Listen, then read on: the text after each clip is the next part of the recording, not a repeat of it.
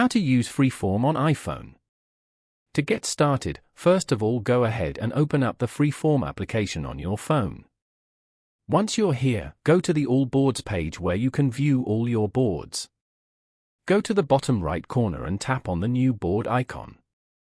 Here, you can start a project with a boundless canvas where you can add anything without worrying about space or layout. On this screen, go to the bottom panel and tap on the markup icon. Once you tap the markup icon, a toolbar with various tools will appear. These tools include pen, pencil, highlighter, eraser, ruler, and color options. Use the tools as you like and then tap on the tick icon once you're done. After that, tap on the text icon below to add any text. Double tap to enter the text. And then go to the Shapes option to choose and add any shape that you like. You can also use the Attachment option to attach any photo, video, link, or more.